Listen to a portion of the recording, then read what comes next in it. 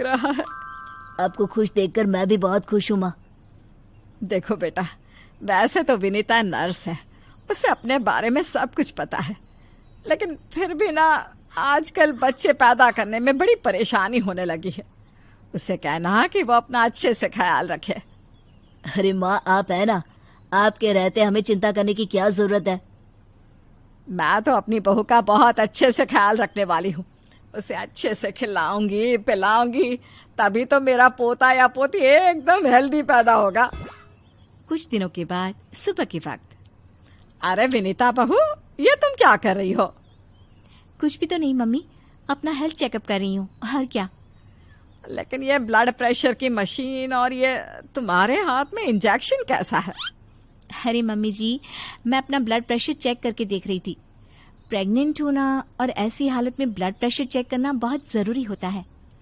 लेकिन बेटा, इन सब कामों के लिए तुम्हें डॉक्टर के पास जाना चाहिए।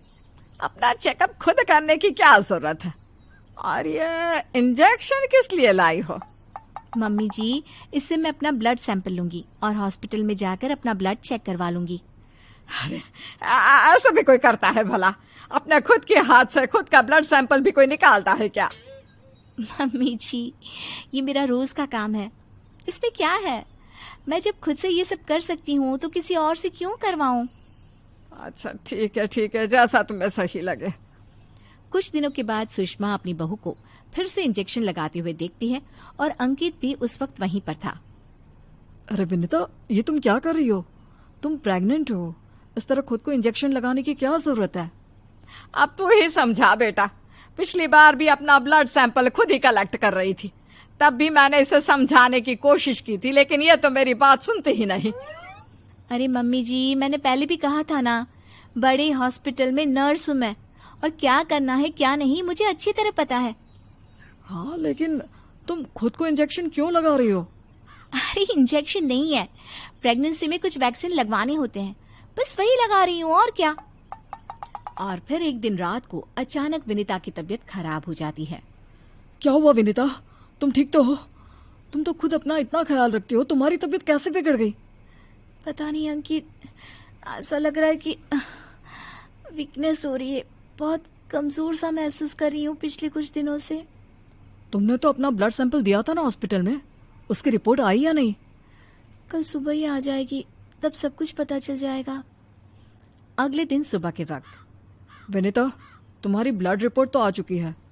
तुम्हारी बॉडी में तो आयरन की बहुत कमी है, देखो तो जरा। अरे हाँ, इसके हिसाब से तो मुझे ब्लड चढ़ाना चाहिए, वरना डिलीवरी के वक्त बच्चे को प्रॉब्लम हो सकती है। मैं एक काम करती हूँ, ब्लड चढ़वा लेती हूँ। ऐसा कैसे ब्लड चढ़वा लेती हूँ?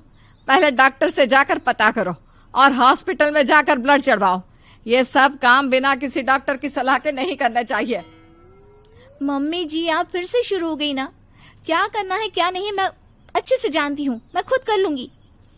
और विनीता हॉस्पिटल से ब्लड की बोतल का इंतजाम करती है और खुद अपने ही हाथों से खुद को घर में रहकर ब्लड चढ़ा लेती है।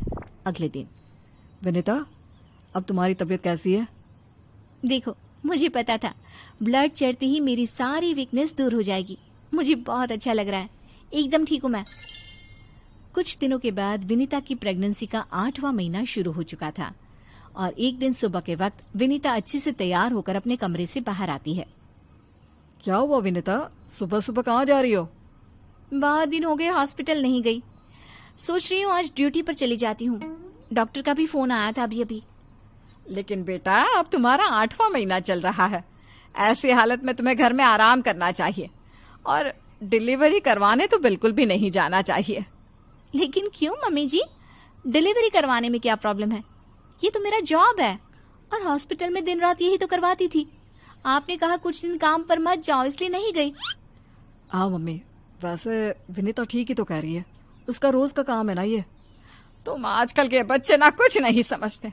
अरे तुम्हें वैसे तो सब पता है, लेकिन शायद ये नहीं पता कि इस हालत में अगर तुम डिलीवरी करवाने आई औरतों को देखोगी तो तुम्हारी सेहत पर बुरा असर पड़ेगा। अरे मम्मी, ऐसा भी कुछ होता है क्या? मम्मी जी, किसी और की डिलीवरी करवाने से मेरे ऊपर कैसे फर्क पड़ सकता है? मैं कोई पहली बार थोड़ी ना ये सब करवाने जा रही हूँ। विनीता अपनी सास की एक नहीं सुनती और हॉस्पिटल चली जाती है। वहां से वापस आने के बाद, अरे मम्मी जी, आपको मेरी बहुत चिंता हो रही थी ना? ये देखिए, मैं बिल्कुल ठीक ठाक हूँ, अब आपको परेशान होने की जरूरत नहीं है। और जानती है, पूरी 5 डिलीवरी करवा कर आई हूँ, वो भी नॉर्मल वाली। देखा मम्मी, मैंने कहा था ना विनीता को नहीं होगा कुछ भी। वो बिल्कुल ठीक है। चलो अच्छा है बहू, मैं भी तो यही चाहती हूँ कि तू एकदम ठीक रहे। और आजकल जिसे देखो उसके ऑपरेशन से बच्चे होते हैं, ये देख देख करना बहुत डर लगता है। चिंता मत कीजिए मम्मी जी, मुझे कुछ नहीं होगा। मैं नर्स हूँ ना, रोज हॉस्पिटल में औरतों को सिखाती हूँ कि कैसे अपना ध्यान रखें ताकि नॉर्मल डिलीवरी हो। तभी अचानक हॉस्पिटल से डॉक्टर का कॉल आता है। कॉल पर बात करने के बाद, मम्मी जी, एक इमरजेंसी केस आ गया है, मुझे जाना होगा।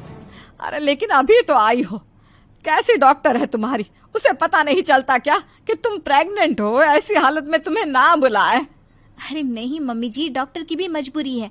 कह रही थी काफी सीरियस केस है और हॉस्पिटल में उन्हें किसी दूसरी नर्स पर इतना भरोसा नहीं जितना मुझ पर है। मुझे लगता है कि तुम्हें मना कर देना चाहिए बहू। कुछ नहीं होगा मुझे मम्मी जी, मैं अभी डिलीवरी करवा के आती हूँ।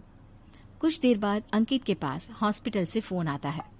अरे मम्मी, जल्दी हॉस्पिटल चलिए, वहाँ विनीता की तबीयत खराब हो गई है।